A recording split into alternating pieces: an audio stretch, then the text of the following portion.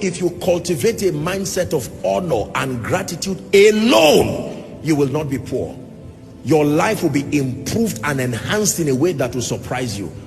Listen, if you are in any kind of relationship and you feel you don't have enough value to contribute, let me tell you what to bring to the table. Bring gratitude and bring honor. It becomes a sufficient contribution in that relationship. That means if you cannot provide the technical skills at the back end of that relationship, provide gratitude and provide honor. That means you are in a relationship, whether a spouse, whether a business relationship, that seems to look one-sided. One person is the one doing the job. It will remain unfair until you balance it, introducing gratitude. I may not have the technical skills. You brought me in this oil and gas company. I know that I'm not adding anything so much in terms of my intellectual capacity, but just to let you know that I am grateful. Thank you so much for being attentive to my family. Thank you so much for even making me a shareholder in this company. I do not take it for granted. And the board members unanimously will say, no, retain this guy there. He may not be contributing anything, but we like him because you are providing psychological support. That is your value.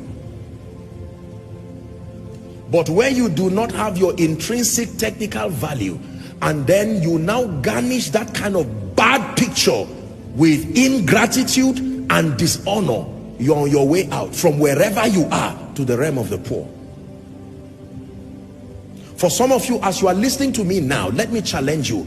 After I told them again in Zaria over the weekend, look for 5 people in your life who have been active contributors, even financially, to your life. Send them a very generous, lavish text expressing your gratitude. Daddy, thank you. Don't say I didn't ask you to give birth to me. Childish, childish, childish. Don't do that. Or your boss, don't say I'm working. It's not a favor. It's not whether you like them or not. That you are responsible and you are matured enough to send a text. And I've told you how to communicate gratitude here in Koinonia. The way you communicate, the goal of gratitude is to make the giver perceive that you are grateful.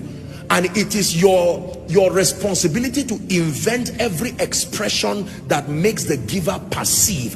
Until the giver perceives that you are grateful, you have not yet communicated gratitude. So for instance, if in your world the only way you say thank you is one word, thanks, you are going to be poor.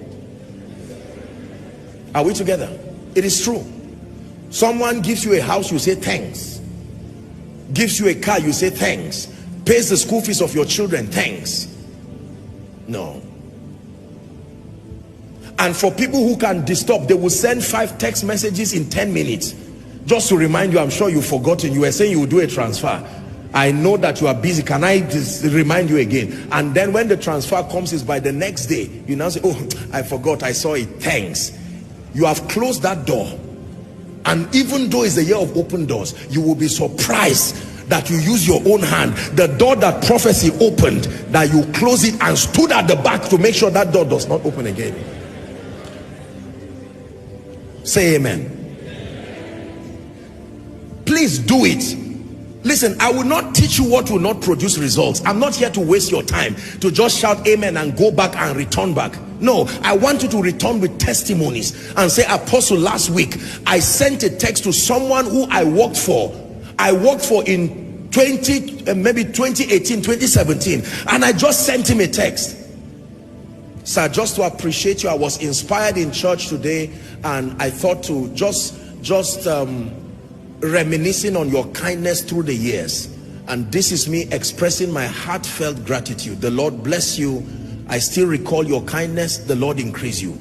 The next time you hear a call by 11:30, where have you been? Are you now working? No, sir. Come and see me tomorrow. That's it.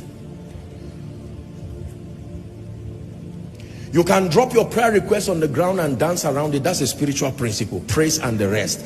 But if that is the only thing you do, you may be disappointed.